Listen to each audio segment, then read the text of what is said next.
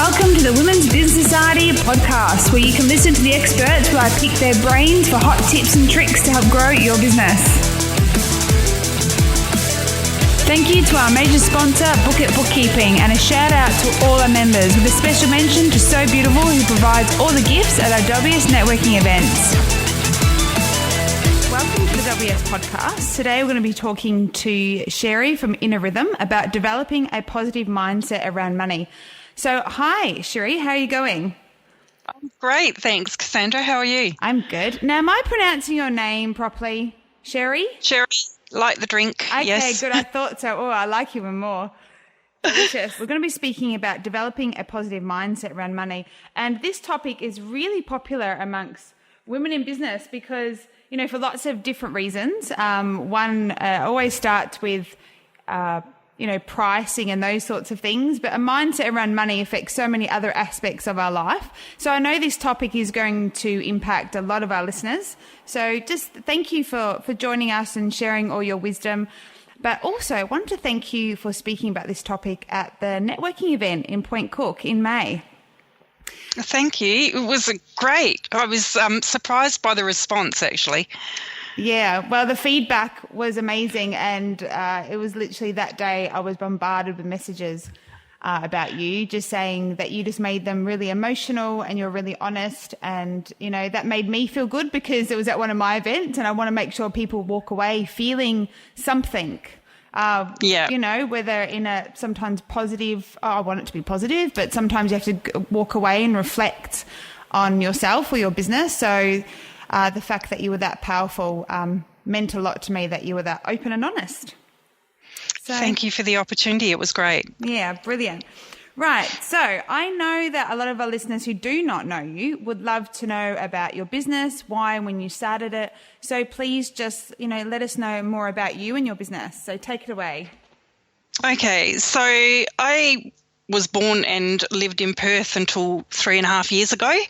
And I've had several businesses over the years. So I've had a courier van and a truck and a gourmet deli, all sorts of things. I studied Reiki and became a Reiki master. And at one point I got annoyed with the boss, and I'm sure that a lot of you ladies can relate to this. And I started putting away a bit of money because I wanted to do my own thing. And I opened a kind of a new age giftware shop with about $1,500 worth of stock and not much else. So, but I got in there and I managed to convince the landlord to give me 4 months free rent, and I managed to convince some suppliers to give me stock on consignment and decorate my shop for me. So, and it was when I was in that shop, I had a lot of people that would come. I was running meditation groups and personal development classes and things like that. And so I thought, there's a whole other business here. So I started Inner Rhythm kind of as a side business to that shop, and it's been my core business ever since then. So it's had evolutions over time. We've done all sorts of personal and professional development workshops and mastermind groups, women's retreats.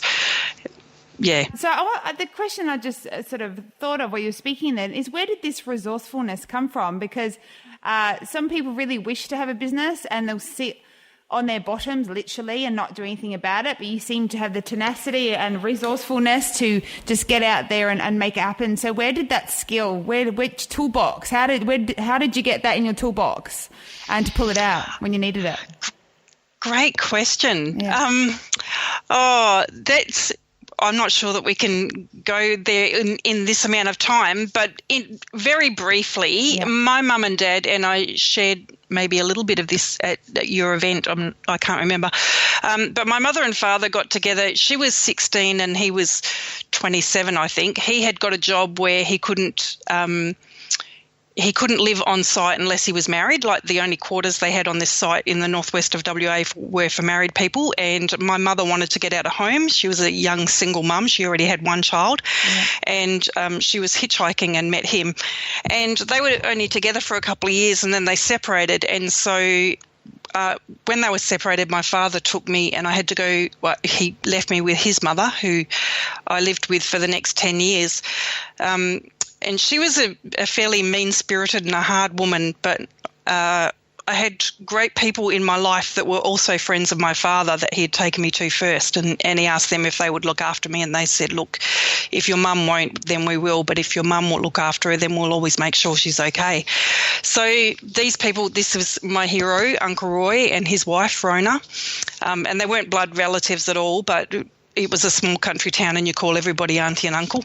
Wow. And so he got me involved in horse riding. And so I think I learned very early on, it gave me a sense of freedom, and it kept me very connected, I guess, to nature. I spent a lot of time on my own, and which is not necessarily great for a child suffering rejection and abandonment issues. But I also had responsibilities in that I could go out and ride all day, but if I came home, the horse got fed first and it got water and it had to get brushed and I had to clean my saddle and my boots. And so there was this strong responsibility around work ethic, I suppose. And then when I was about 12, I went to work in a racehorse stable. I worked from 5 till 7 a.m. every morning before school. And my nana said, now that you're earning money yourself, you don't need to have pocket money. And I was earning $7 a week for doing that 7 days a week. Yeah. So I think that work ethic kind of carried through. Then when I was 13, my mum and dad decided they'd get back together and reunite all the siblings and everything, and I hadn't grown up with my mum or my siblings. I'd not seen my father very often either, and he was an abuser, so I was happy to not see him. And that lasted about 3 months, so that was a real eye-opener for me. So for a couple of years, I really went right off the rails, acted out in extreme ways. And then when I was 17, I wasn't feeling well. So I was basically a drug-addicted, alcoholic, homeless teenager for most of that time. And I went to the doctor and he said, we'll just run a couple of tests and see what's going on. And I remember him walking back out and going, congratulations, you're pregnant. And I just was devastated. Oh, you just gave me chills. You literally just gave me chills right through my body then. Oh, wow. Yeah, so I cried all the way home, and then I had to face what he wasn't even. I suppose he was my boyfriend, but the man, I mean, we'd been hanging out for a while, and face him. But he was good, strong Italian family, and so he was not happy at all, and so. When she was born, I looked at this child and I'm like, I don't know who you are or what to do because I've not had somebody to model what it's like to be a great mother. And so and I remember having this conversation with this infant in the hospital. You show me who you are and I'll know how to be your mum. And I had that philosophy with all of my kids that they all have their own distinct personalities and that my job was to support them to be all that they could be without diminishing their spirit. And so I guess that couple of years of being off the rails and that, I learnt a lot of resilience during that time as well. Yeah. I'm sure that I had guides around me who protected me from what could have been a lot worse. And yeah, so I don't know, maybe because of the responsibility when I was young and maybe because of being a young mother myself, that if I got into a job somewhere and I wasn't happy with the job, I would go, I've got to find a way to get out of here or they will crush my spirit. So I think that the spiritual part of me has always been really loud and gone, this is not for you. You need to find a way out. And so that's been several different businesses, including this one. Yeah. Well, thank you for sharing that story. I was sitting here literally with my hands on my cheeks and my elbows on my knees, just listening to every word that you were saying. So I had my hero who taught me horse riding and taught me that sense of responsibility. And I think if I learned anything, like my parenting style came directly from him because I remember him telling me his mum's 2 rules about kids were when they're old enough to earn their own money, they're old enough to learn their own mistakes. Yeah. And when they're kids, you've got to let them be kids. Kids shouldn't have adult responsibilities. They should have responsibilities that are suitable for them, but not adult responsibilities and conversations. Yeah. So, brilliant. And then it was because of that, I think, I wanted to work out what makes people tick. So I studied psychology, gender and cultural studies, sexology. I'm an NLP trainer. So all of that has been not for anybody else's benefit, but for my own, to work out what makes people do what they do. Yeah. So fantastic. And I don't know that I've ever felt like I need to get along with everybody. So now I help small businesses, people starting small businesses, and I say to them, there are 7 billion people on the planet. They're not all going to like you. It's okay. Yeah. You don't need them all to like you, and you couldn't service them all in your business anyway. So just do what you can do. And and I think all of my neuroscience study was so that I could be at peace with what had happened in my life. Yeah. So and trying to understand other people. I mean, for 2 years when I first got here from WA, and I drove across the country, just me and the dog, and I had about $5,000 when I got here. So I was like, and Melbourne's very different to Perth when it comes to business. Like in Perth, everybody knew me. I had a good business. I could, say I'm doing an event or I've got 2 openings for coaching, and they'd be full up straight away. And then I got over here, I didn't know anybody. I didn't know the lay of the land. And so I went to work in the prisons for 2 years, and everybody was like, isn't that frightening? I'm like, you know what, people are people, and I completely get why they end up there for the most part. There's a very small percentage of the global population that are not nice people. The rest of them are there because of circumstance a lot of the time, that they've got into this downward spiral and it's all they know. I live by this every day. There's a reason for everything. We all respond in a certain way. We all talk in a certain way. We all love in a certain way. We all are good or bad for a reason. There's always a reason for something. And some people like to ignore that and put the blinders on, but we have to be compassionate towards one another, because I could see you pass through the street, I wouldn't know your story. People need to take time with people to understand we're all different. And well, that sounds like a life journey that you have been on, a big life journey. And it's interesting because, like you're saying that you'd had a lot of positive response, and not knowing my story is like, people meet me and they have no clue. And somebody said to me probably about 10 years ago, because I share some of it in my workshops and stuff like that, I go into a bit more detail depending on what the workshop is. But I've only just in the last probably 4 years, I had a conversation with my mother, and I said, because we had a difficult relationship for a very long time, as you can imagine. And so I had a conversation with her, and I said, I'm going to start sharing a lot more of my story, and I want you to be okay with it. And she said, do you feel like you're ready? And I said, I've been ready for years, Ma. I just wanted to give you the heads up that that's what's going to happen, and that some of it, you may not like it, but it needs to be, it's a story that needs to be shared because it helps other people get through their stuff. So how is she coping with you sharing that part of, because she's fine now. Like I've been on a few podcasts, and she's been at workshops where I've presented to people and stuff like that. Wow. And she gets quite emotional, but she's also really proud now that I have my voice, and my voice and my story help people. So, and we've had some very frank and honest conversations about our history and that sort of thing. So it's all good now, but it took a long time to get there. Yeah, and what, I have to just sort of give your mum a pat on the back, because that is, to sit there as a mother and to hear your child, talk about things quite openly, especially about your own character, that takes a lot to sit there. She must be quite remorseful. And I think that was probably why our relationship was difficult for a while, because I had done all this work to be okay with it. And I think my mother, she didn't have the tools that I had. So she's learned a lot. My brother is studying NLP now, so we both have conversations with her about story and reality and stuff like that. And but I had a conversation with her, and she said, you blame me for your childhood. And I went, I don't blame you for my childhood. I had a beautiful childhood. I had some crap happen that was not pleasant, and I can focus on that and be miserable. But I had an awful lot of really good stuff happen that has led me to here, and I'm very grateful for all of it. There are people from my childhood, my father, for example, I haven't spoken to for over 20 years. I'm probably never going to speak to again, and that's okay. I'm okay with that.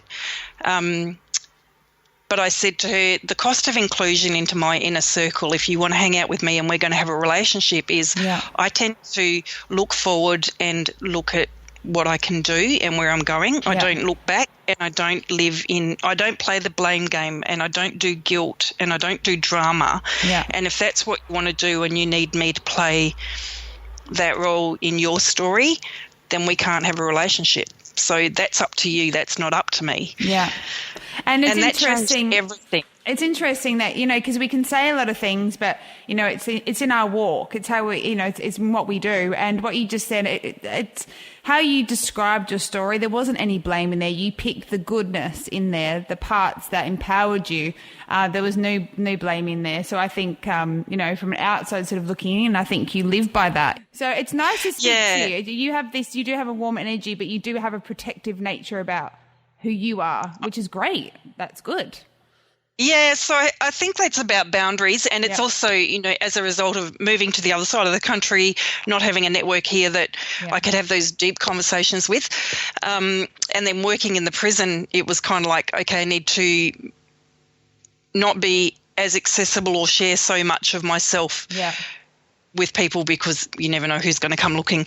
And then I have a group for Inner Rhythm, and I share more in there, and I do a newsletter as well, and I share more in there. So yesterday in that group, it was 5 years ago yesterday that my ex-husband decided after 14 years together that he didn't want to be married, and at that time I was 4 days into a 12-day work trip doing work for the Australian government as a leadership coach.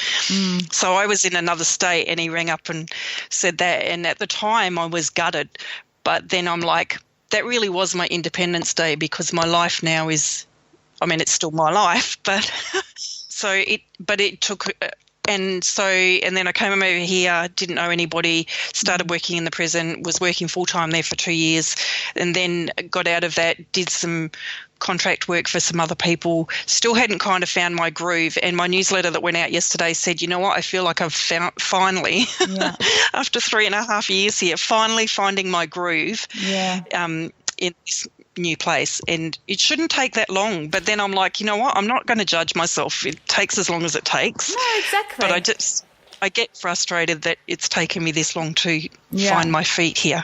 Yeah. No, it does. And I think it's just a process. I moved from Australia in 2013. I live overseas now. Some people know that, some people don't. Yep. And I came to Malta with 3 kids. My husband was still back in Australia, and I literally arrived here. And then I get to the airport and I'm like, oh, where do I go? There was so much planning that went into it. I'm like, okay, I'll get a taxi. And I was still working. WBS was still very busy. We got to the hotel. I'm like, oh, where's the supermarket? I don't know where the supermarket is. And, and then we moved five times in 2 years. Yeah, look, if it's taken you 3.5 years, you're here now. You're there. I am here now. And then you never know what's going to happen. Sherry's been unleashed. Yeah. Well, I always felt like I needed to move to Melbourne. That was the next logical step. To start the second half of my life, if you like. And then I felt like I'd be here for a while. I wasn't sure how long. And then after this, I want to go to South America and teach English and business in South America, and live there for a while. But I also just want to travel and do coaching and you will love it. Oversight. Yeah. You'll love it. It opens up the mind, so much. You just meet such, I always love, I want to move to another country. I'm like revving for it now, because I think there's people somewhere else I haven't met. That would just make me learn all these new things and new experiences. And that's, it's great. And you're going to impact people that you never would have impacted if you stayed in the spot that you are. That's my belief. You just want to get out there, and you've got a lot to share. So you need to hurry up and do it. I just need stages to speak on. Yeah, I'll build you one. I'll bring it on my back. I'll be your travelling roadie. Cool. Brilliant. When I worked for AusAid, and I coached over the period of 6 months, I coached 53 scholars from 35 different countries that were here in Australia studying their PhD and Masters. Yeah. And so top of my bucket list is to go visit all of them in their countries, because they've been here. Some of them have been back here, and I've caught up with them again in Australia. But I want to go see where they are and what they're doing now with the skills that they learnt while they were here. Can I just say, do you take a moment sometimes to just reflect on everything that's happened in your life and what, everything that you've achieved now, and just have a proud moment where you're just like, I did it, like I'm good, like I've got through this and I'm safe, and, just proud of yourself. Yeah, I don't know whether I'd say proud of myself. I'm incredibly... I have to interrupt you. You should be, because it takes strength. You didn't have to get off drugs. You didn't have to study. You didn't have to do those things. And as much as you want to give credit to other people, as human beings, we also need to take credit, because you make the choice. No one makes the choice for you. You made that choice. Yeah. Yeah. So, yeah, I guess it's, there he goes again. I guess it's an internal sense of extreme gratitude that I have gotten through all of that. And, I will often, on the way to the train station in the morning, if I'm going to the other side of the city and I catch the train and I catch the country line because it's just lovely, and, watch the sunrise as you're on the train, and it's just like, gosh, we are so lucky, And my house that I live in, I love my house, and I love my car, and I love the dog, and so I am constantly overflowing with this sense of gratitude for everything that I have and everything that I've experienced. Yeah. Well, we're proud of you. You can have gratitude and we'll just be proud of you. Thank you. Yeah, and that's it's really brave, very brave to share your story, because I know everyone's got a story. We all do. We all don't share them for many reasons, because you do protect people. There's lots of things I would like to say, but you do have to protect people in your life. Out of just that's a level that you're at that point. But so it's a lot. It does take a lot of bravery, and people will listen and see part of themselves in you. And you have to have someone, I think, sometimes in life to look up to and go, do you know what? I'm not there yet, but this person has been even lower than me, and look how far they've come. And it's just this constant sort of, it's going to be okay. It's going to be okay. I just need to keep learning and growing, and eventually I'll get to that place. Can I share a little story with you? You can. So I can't remember if it was Brian Tracy or Jack Canfield's coaches, but I was on the phone with one of their coaches at one time, because I've always had a coach and worked with other coaches exactly for that reason. It's like I want to get from here to there, so I need to work with somebody who can help me get from here to there. Yeah. But like everybody, I guess, I also suffer from imposter syndrome. Like any minute now, people are going to find out that I'm not all that, And I remember having this conversation with this coach, and I said to him, I don't get it, because I do these workshops, and I had this lady who was like my stalker in a nice way, but for about 4 years she followed everything I did on social media. She would respond to every newsletter I sent out, and people would come to me and they'd say, oh, this person sent me because she said you're amazing, and I'd never met this woman. And I said to him, I don't get it, why these people they look up to me, and I don't want people to put me on a pedestal. I'm just this normal person, and I don't understand what's going on. And he said, do you have a mirror in your house? And I went, of course I have a mirror. And he said, go and stand in front of the mirror. Yeah. So I'm on the phone to this coach, and I'm standing in front of the mirror, and he said, what do you see? And I said, well, I'm looking at a reflection of myself. Yeah. And he said, ever seen yourself on camera? And I went, yeah. And he said, what do you see? And I said, I see myself in the video on, And he said, no, you don't. What you see in the mirror or in a photo or on a camera is the two-dimensional representation of who you are. Yeah. And what everyone else sees is all three dimensions of you, and they see much, much more. And just go with it, and it's okay. So yeah, it can be overwhelming. Like to call it what it is quite overwhelming when you do have that. When you have a business and you have those sort of followers. And I think you do have to take a moment to take a breath. And, that's how they do see you. And that's a good thing. If someone is speaking very highly of you, whether you believe that or not, people are going to, have their own view on you. And I think that's something you have to embrace, isn't it? It's a good thing. I'd rather that than haters. Yeah, absolutely. That's a good thing. But you didn't obviously understand why. Your brain couldn't comprehend why someone would want to do that.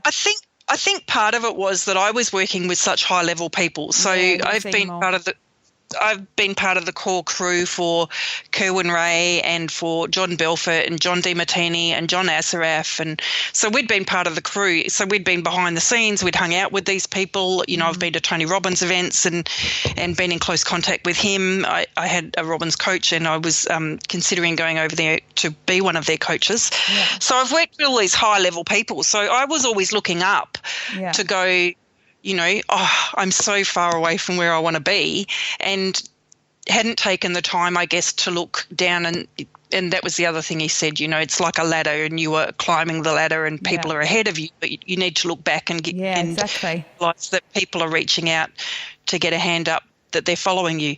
Yeah, so exactly. We're all at different levels, and Tony Robbins can be too much for people. I mean, I can't. Yeah. I love Tony Robbins, and he's great, and he's helped me. His YouTube videos helped me along certain journeys in my life. Sometimes I need to go and turn on YouTube and listen to some of his stuff. But the thing is, I can't fully relate to him as he's a guy. He's got a great message, but you're a female and I might identify with you more, and your story might be similar to my story. There's a few things in there where I can go, do you know what? I actually want to go look at your stuff even more, because I feel a bit more connected to you than I would maybe another coach or, Yeah.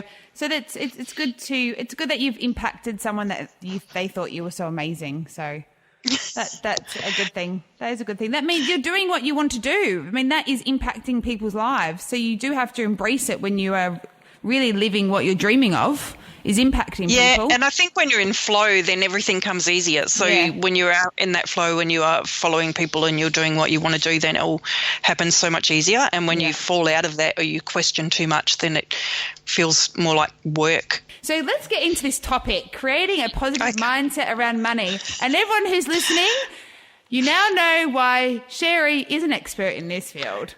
So take it away and let you speak some more. Okay, so what would you like to know? Did anybody have any questions? Or yes, I do have questions, but I always leave them to the end. Okay. So I'm going to let you, I've got your little presentation or your...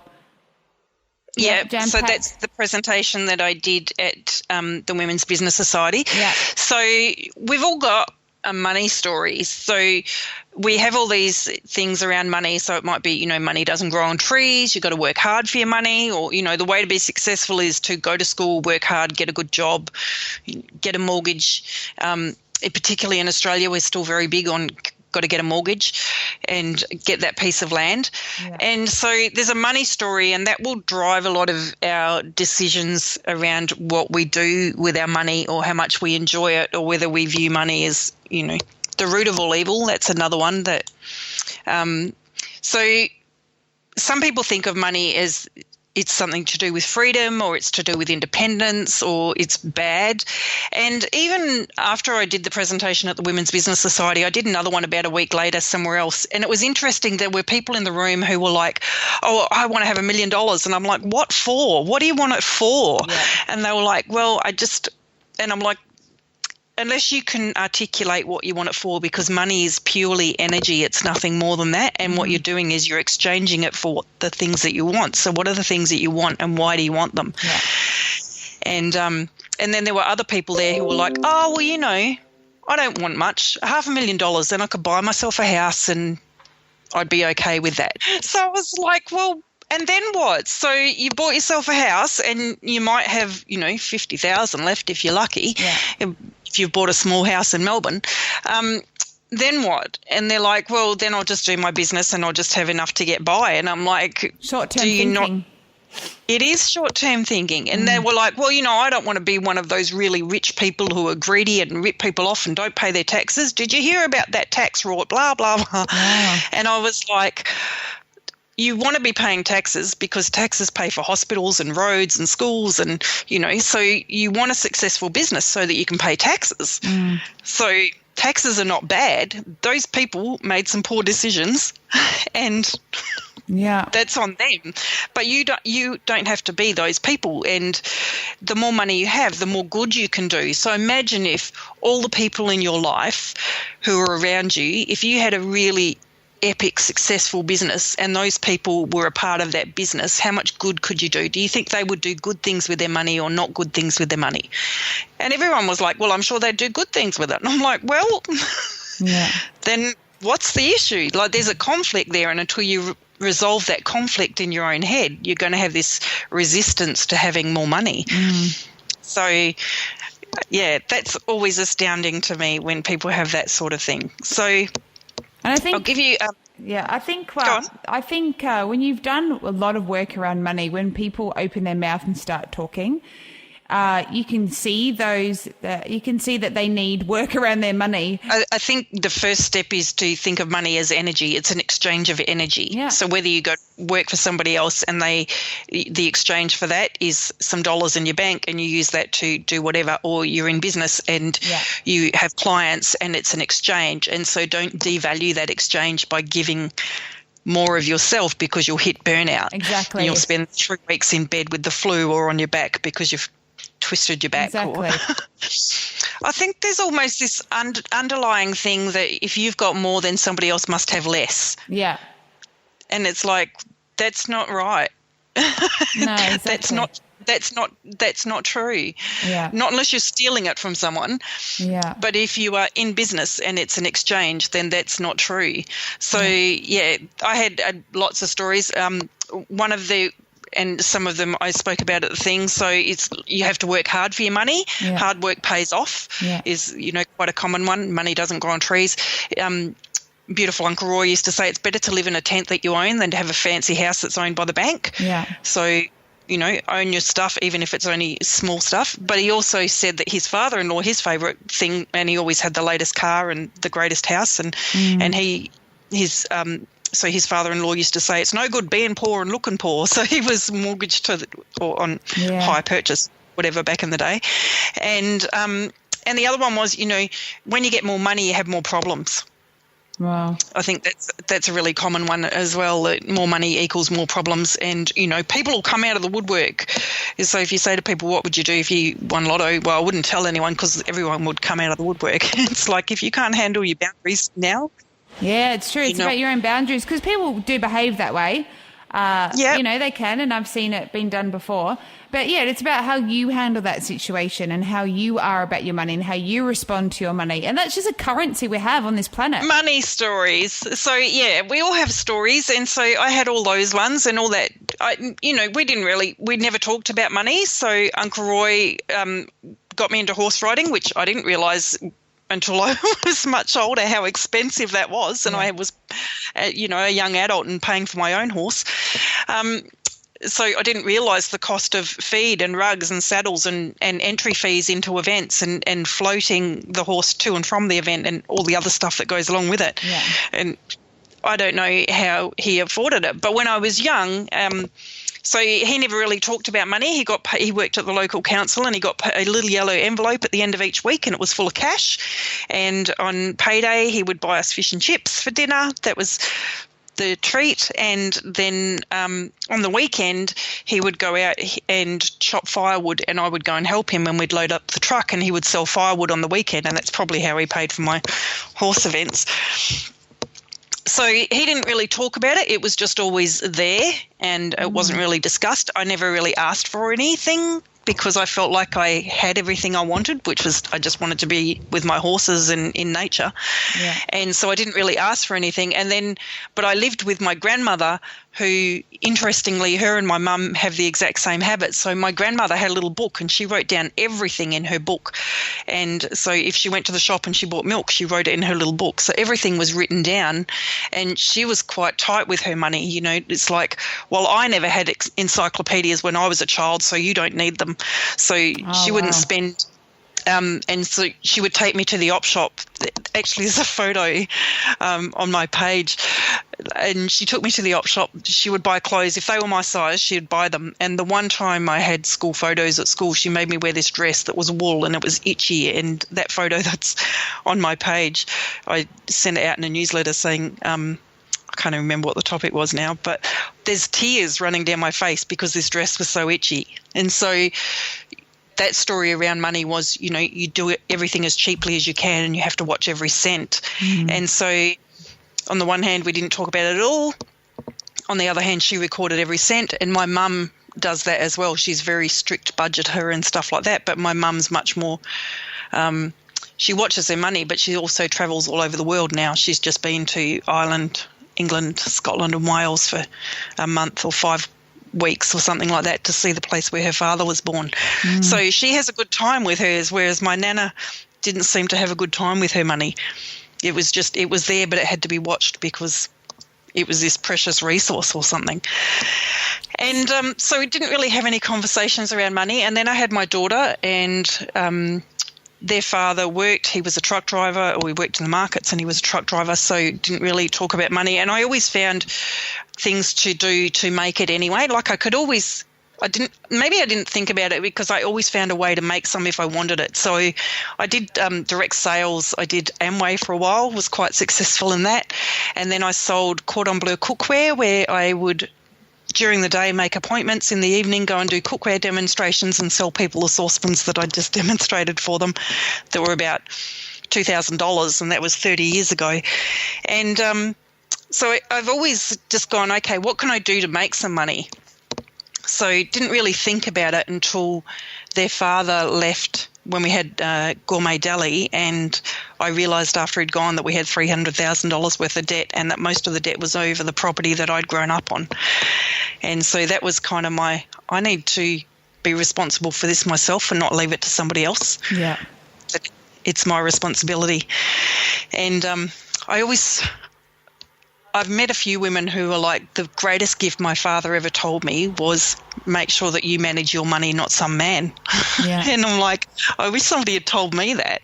Yeah. Because I was young and naive, and this man was the father of my children. And when I was gifted that property when we got married, I put it in joint names. And knowing what I know now, I wouldn't have done that, because then I wouldn't have found out that mess. Yeah. So it took a while to get out of that. We had $300,000 worth of debt in a business that ran 12 hours a day, 7 days a week. And 2 weeks after that, they started roadworks out the front of my business, and my takings went down from over $1,000 a day to about 200, so down by 80%. No. Then we had 3 break-ins in 4 weeks, and then we got held up.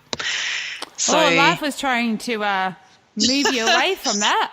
Did you not think when the construction was there, and then the next thing that life was trying to stop you?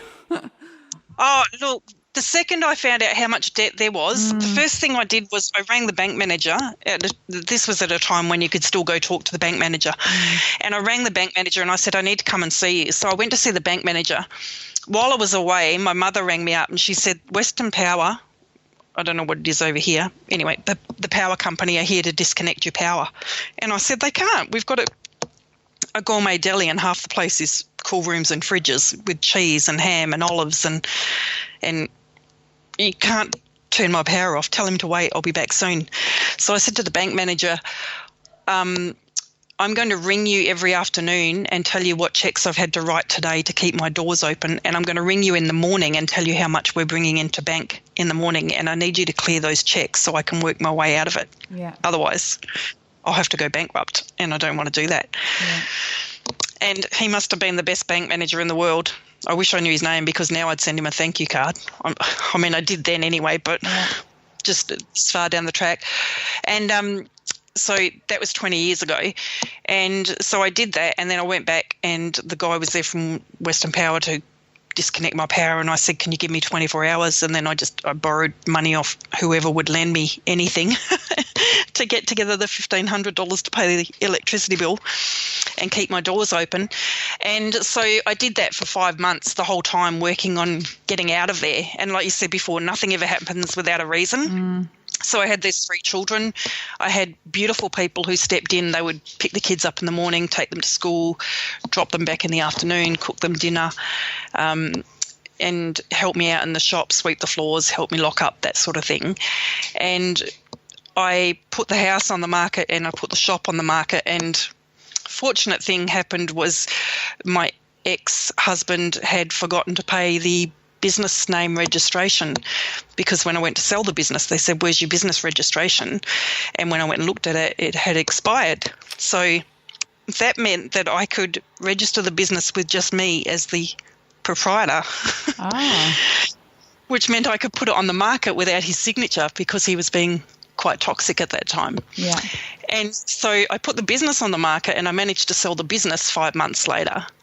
But the house had both names on it, and so he was not happy about, I might get any proceeds out of that at all. So he held that up for a long time. Yeah. But at least we got out of the shop. And then the people in the real estate who had been there and put the shop on the market and the house on the market said, why don't you come work in real estate? You can work around your kids and I think you'd be really good at it. And I said, at the moment, I don't have the money to go study it. So if you want to pay for me to go do the course, I'll come work for you. And they went, okay. See how resourceful you are? It's what I just keep hearing that. I have to ask you a question. When you were going through this, how were you feeling? Were you dealing with it in quite a empowered way and quite confident? Were you crying yourself to sleep? What was your feelings at that time? Because you sound like you're being quite strong, the way you're telling the story. So I'm just interested to know. Yeah, so I was 31 at that time. And so I think initially I went on a bit of a bender. That had been my default, and I hadn't yet learned the skills for that not to be my default. I mean, I would never do that now because I've got so many tools now that would help me to get through hard stuff. But then so I would open the shop in the morning, close the shop in the afternoon, have a shower, go out, get drunk, go home, shower, go back to the shop. And did that for a couple of weeks until I collapsed. Yeah. And then I think it was at that point where I collapsed that I just went, you know what, I need to get myself sorted. I have these children that are depending on me. I have these people who are helping me, and what am I doing to help myself? Yeah. You made a choice. You made another good choice. Yeah, so it's choice point. And so then it was like, okay, knuckle down, do what I can do. And so everything that I could do to bring people in and, make some more sales, upsell if people happen to come into the shop. Kept the till empty because I had a feeling 2 weeks before we got held up that we were going to get held up, and people said, you're crazy, there are roadworks out the front, nobody's going to try and rob your store. And we did. So yeah, a lot of intuition, I guess, around that, and a lot of just, okay, do what I need to do. But then people say you just got to get through one day at a time. Yeah. There were times during that period where if I got through the next 5 minutes, I'd be doing good. So sometimes it would be if there was someone there and I needed a moment, I would just say, can you watch the shop for a minute? And I'd go out the back and I'd have a cry and I'd take some breaths and I'd go, okay, game face on, back out the front. Yeah. So, and I was fortunate to have people around that I could do that. But at times it was like, I don't know if I can get through a day. That just seems like an eternity right now. Yeah. I can probably get through the next minute or 2 or 5. Yeah.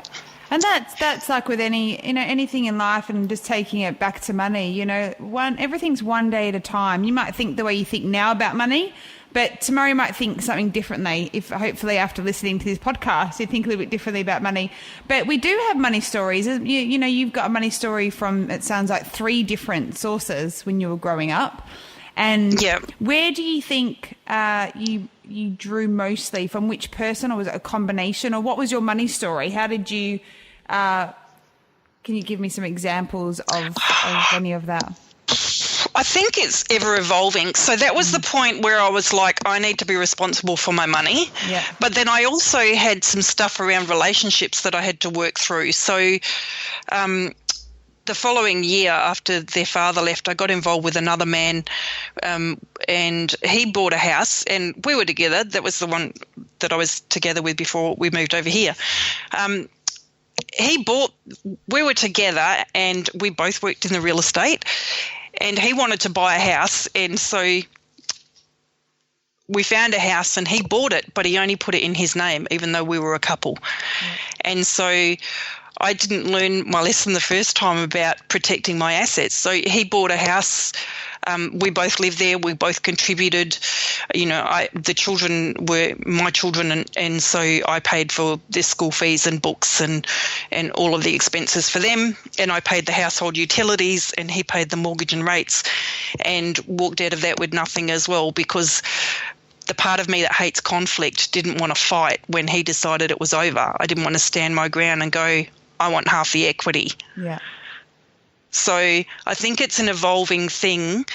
Now I don't know that I would ever do that again. If I live with somebody, I don't know So it's an evolving thing. But then there's the part of me that doesn't like conflict. So it's like I'm not going to get into a fight over money because I'm smart. I can make money. Yeah. So I'm not going to get into a fight with you about money and destroy whatever friendship might be left after this marriage is broken down, and whatever friendship you might have with the children after this marriage is broken down. Yeah. That's more important than the money, because I can go and make more. Yeah, exactly. So if someone does have a money story and they are starting off this journey about money mindset, where do they start? Like, what can they do with their story? What is that, do they just have to embrace it and go, okay, this is my money story. Okay, now I need to go and do this. Like, how can someone, if they've got a story around money, what is the first step for them to start working on that, in your opinion? Everybody's got a story. So first it would be identifying whether that story aligns with what you want to do. Yeah. And I think just get a pen and paper and think about money, and then write down all the stuff that comes up that you've heard or that you feel, or whether it feels safe. Like if you had all the money that you wanted, does that feel safe and secure, or does it frighten you and make you feel anxious? Do you feel like people are going to come and take it away from you if you have too much? Or that'll give you some sort of clue to your relationship with it. Yeah. So you've got, let's have a look. What's your language? That's a big one. Yeah. And I think, the amount of times I probably said it myself by accident, and you just got to be more mindful of things that come into your mouth when you speak to kids. But, money doesn't grow on trees. That is something that I think most parents have said to children. I mean, when a children keep saying, I want, you automatically pull one of those thoughts out of your head because it's been implanted in there a long, long time ago, and you pull it out. So it's changing your language, isn't it? How you respond to other people, or even, to when you're trying to teach your children about money. I'm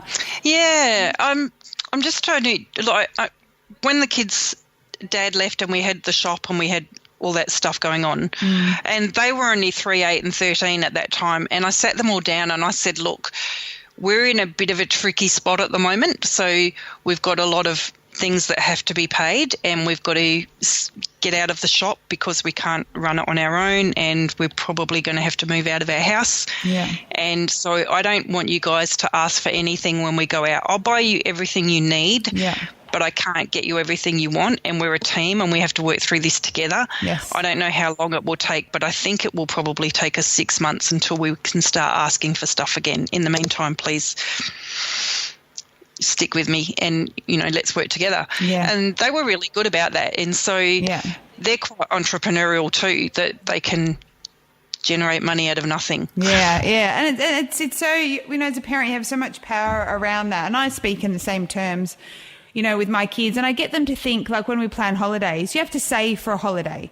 So when we go out, I say, do you want to use this money to put towards a holiday, or do you want to use it to buy this thing? Now, my kids don't ask for toys. They love books. So I'm always buying books. I will buy my child a book over buying myself a book. If we go twice now, I've gone to a bookstore and, they wanted a book, so I'll get it over there, over what I wanted, because books I will never say no to. Imagination and creation part of the brain. Exactly. Get that all going. Exactly. Yeah. Now, I want to go back to the topic of developing a good mindset around money. So let's dive into that part of how do you develop a good mindset around money? Yeah, so watch your words, because words have power. Mind the things that you say about money. Like, if you're speaking negatively about it, then you're going to have probably negative experiences with it.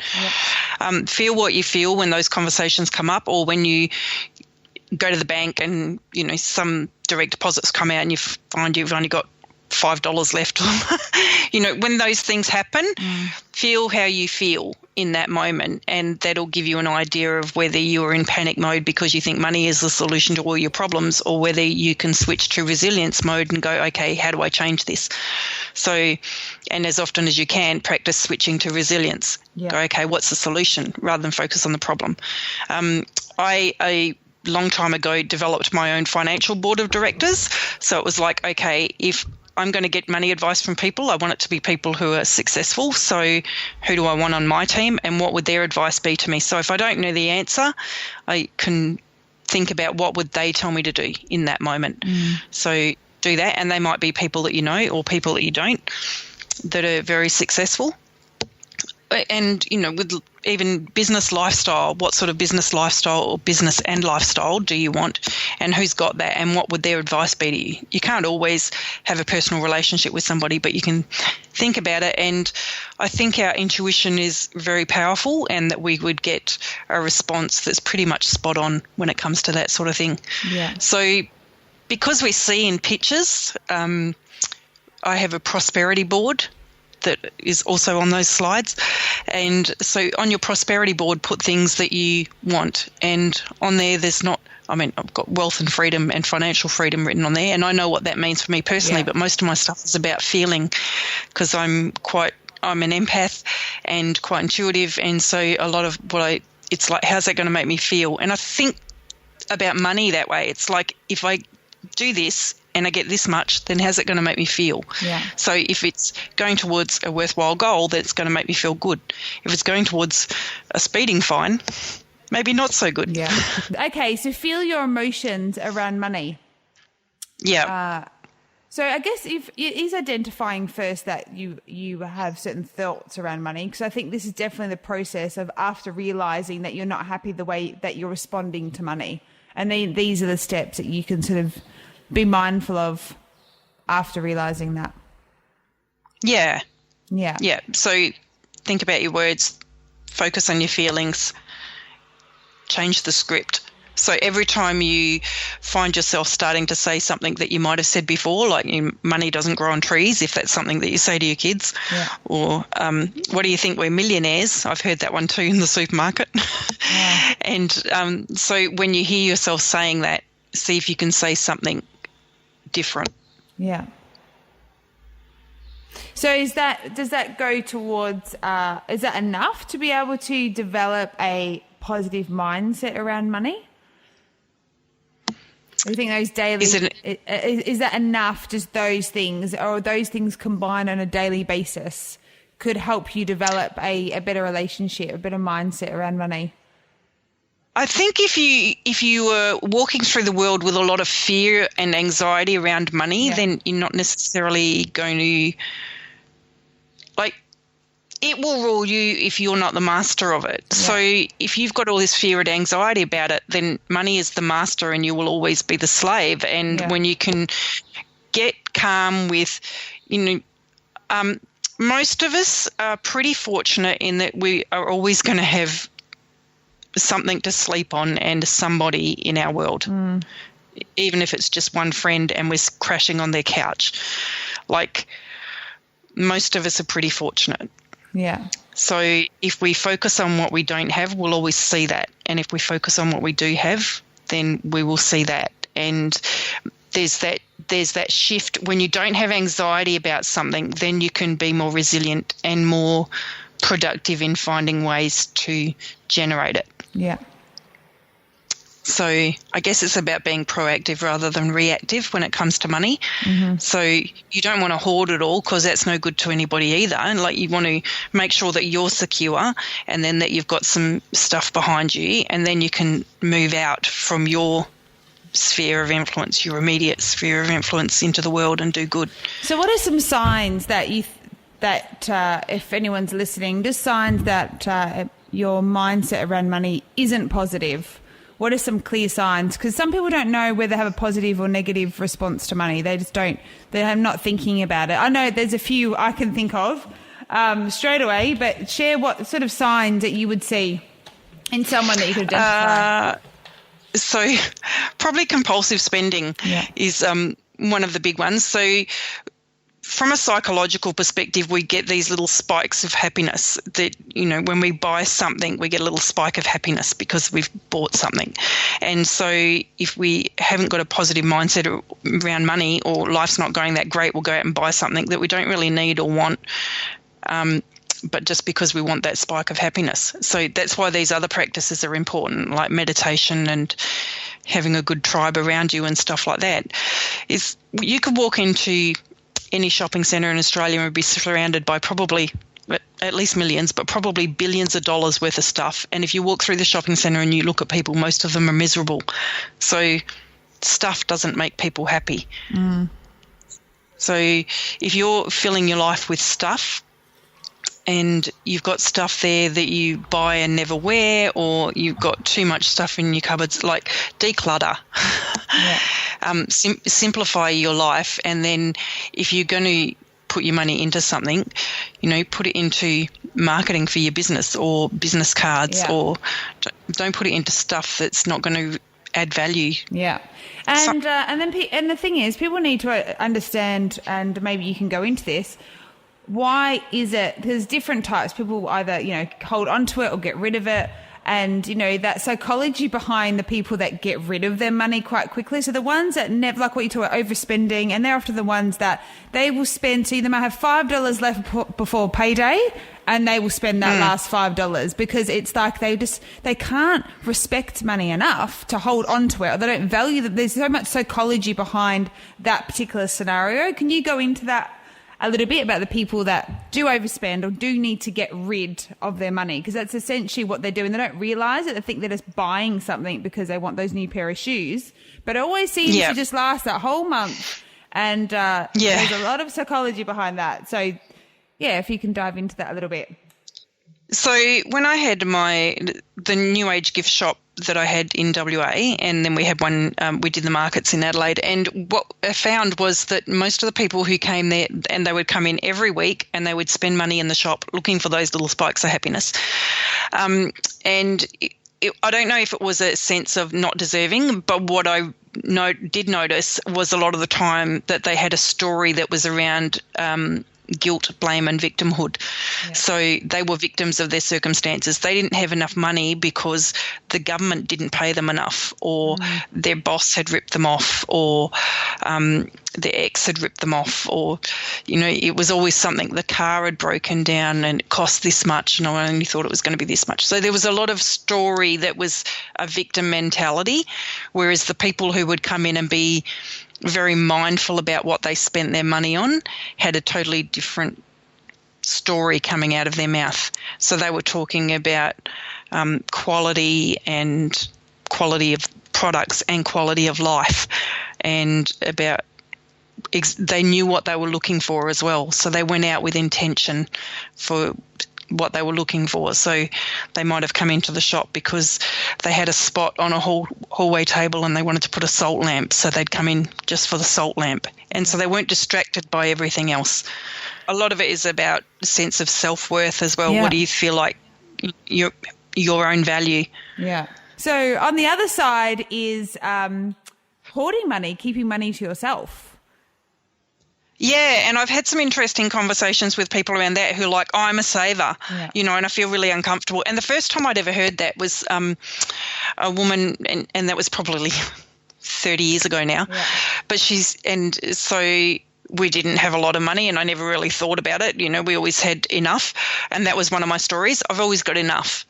So, which is kind of, enough to get me through the week or the month or whatever, but it wasn't enough to do all the things that I wanted to do, but I hadn't identified that at that stage. Okay. And this woman said to me, I'm having a freak out because I've never been as broke as I am now. And I went, that's, what does you'll that be mean? Fine. You've got, what does that mean? You've got people. Yeah, well, for her, it was her bank account had dipped below $100,000. Yeah. And I just remember looking at her going, what?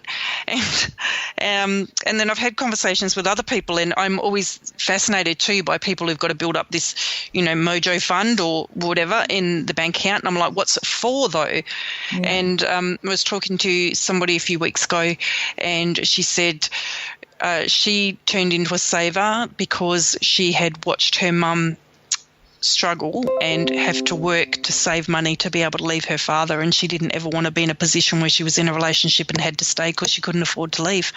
Yeah. And so that was her, but she said, I'd never thought about it until now. Yeah. And so we often don't think about why we do what we do. Yeah. And then when we do, we're like, where does that come from? And I think until you work out your own money story, you'll be at the mercy of other people's stories. And particularly in business, there's a lot of stories around charging what you're worth and, put your rates up at this and double your rates. And there's a lot of talk, particularly in the coaching world. I'm not sure about in other industries, but there's also talk about, the quality and pricing things accordingly and stuff like that. And absolutely, you have to do that. Oh, women in business, that's the hottest topic. Okay, so you mentioned just previous in the interview about a financial board of directors. And I just thought, oh, what does she mean by that? But then I scrolled down your presentation, like, these are her board of directors. I want them. They're on my board of directors as well. I'll share them with you. So tell me how you sort of thought about this, because this is quite a good idea, because when you're trying to develop a positive mindset around money, it's not just like, oh, start thinking this way, or, you know, this is a daily thing. It's like changing a habit. You know, it takes 30 days. So you need to give yourself time. It's not going to be like, oh, I want a positive mindset around money. Boom.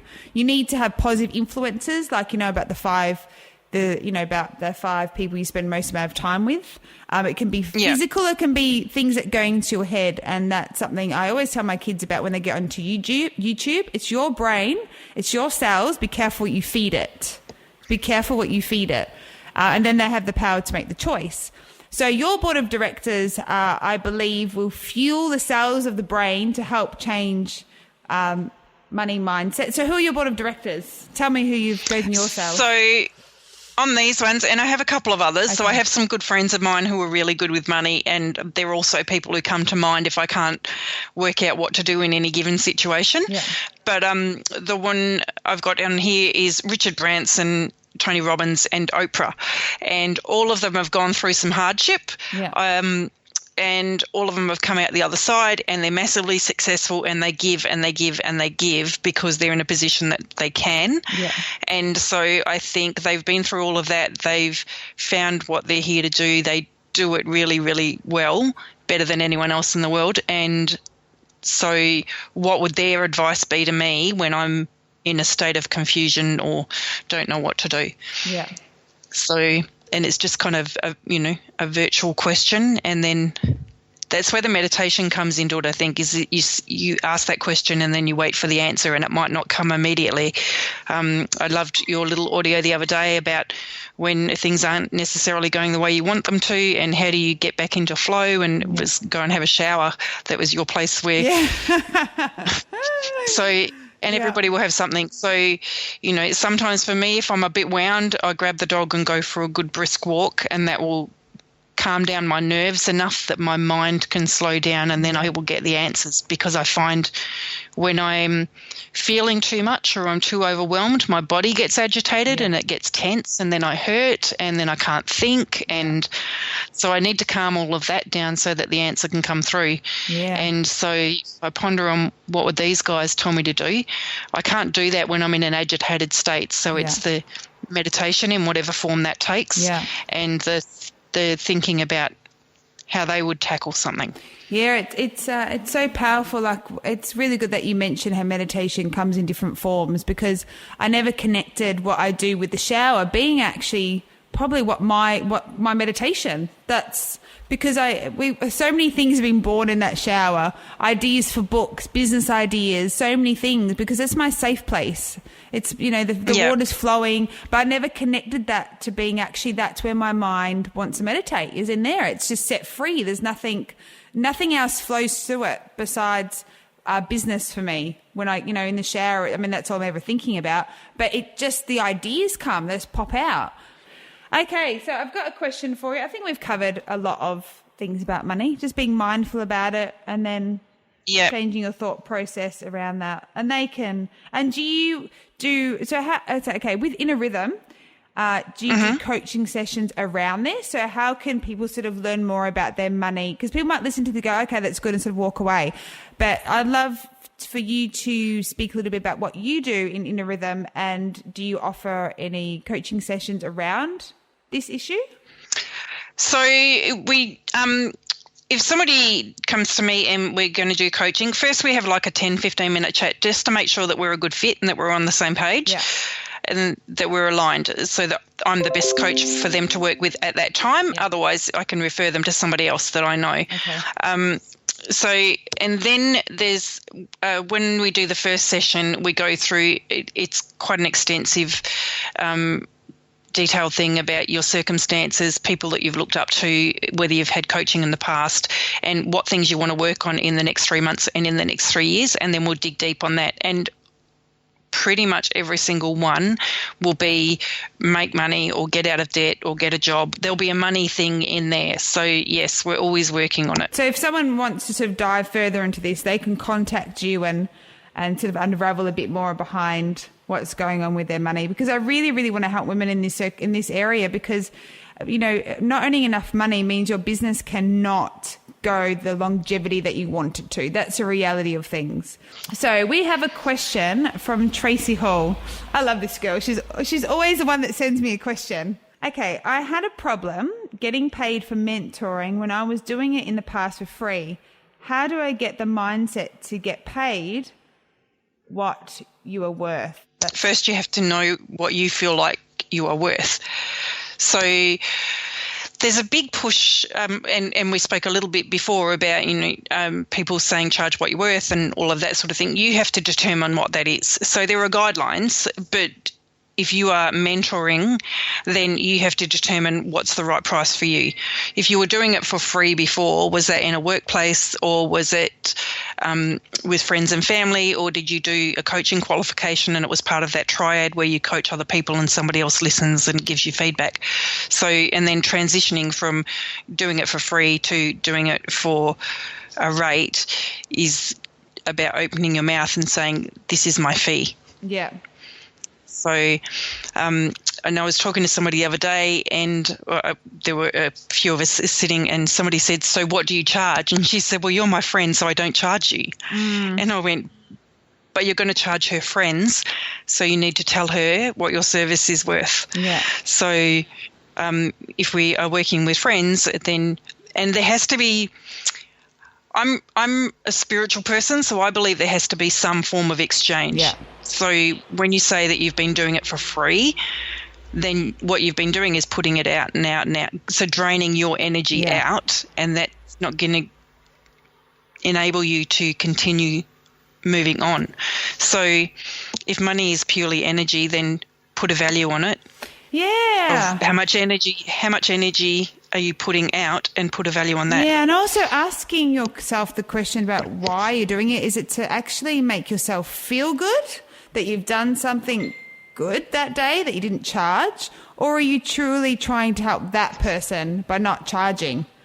You know, because sometimes it can be a selfish reaction for not charging, because people, you know, we want to feel good about ourselves. Our brain wants to feel good about itself. So not charge, and we go, oh, I did a good thing today, I didn't charge someone.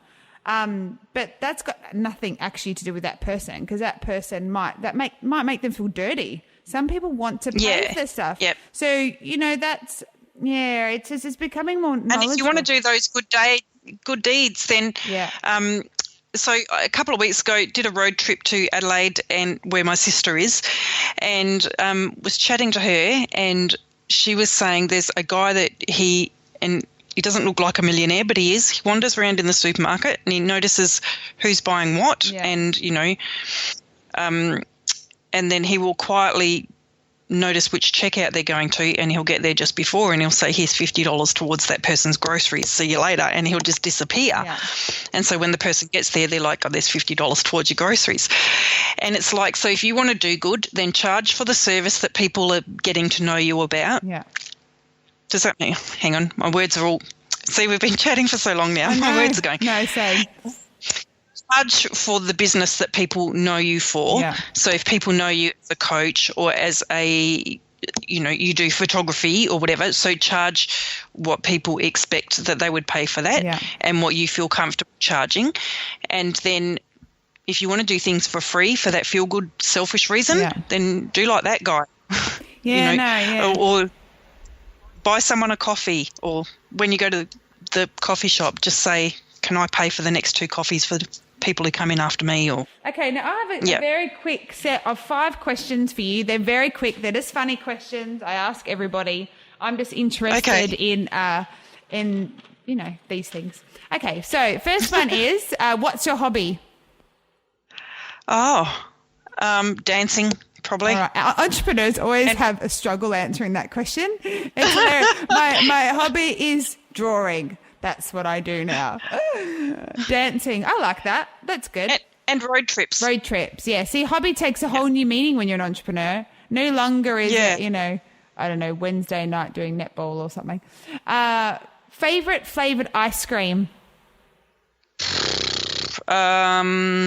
What's the butterscotch brickle type one? I don't know. Is it Hokey Pokey? Yeah, that sounds good. I like that one too. I know the one you're talking about. Are you good at keeping secrets? Yes. Good. I often forget that they're secrets. That's my problem. Can you not twist, you know that thing you do with your tongue where it like curls up? You know how like 50% of people can do it and 50% of people can't? You know that thing with the tongue? Can you do it? I don't know. Hang on. You don't know? Let me.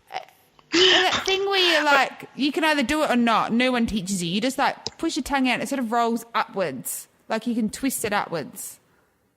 Yeah. Oh, you can. Oh, I'm so jealous of you. I can't do that. I'm the other 50%. Okay, so the other one is your number one business tip. Number one business tip. Yes. Just keep going. Yeah.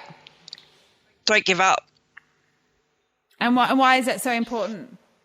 I know the reason. Because if it's not this business, it'll be another one. Yeah. If you've got I think if you've got an entrepreneur's brain, then it's impossible to work for other people on an ongoing basis. And so if not this business, then something else, but you'll find your groove. Yeah. And if you stop, if you just keep going. If you stop and you keep going, what will you be missing out on? Joy. Yeah.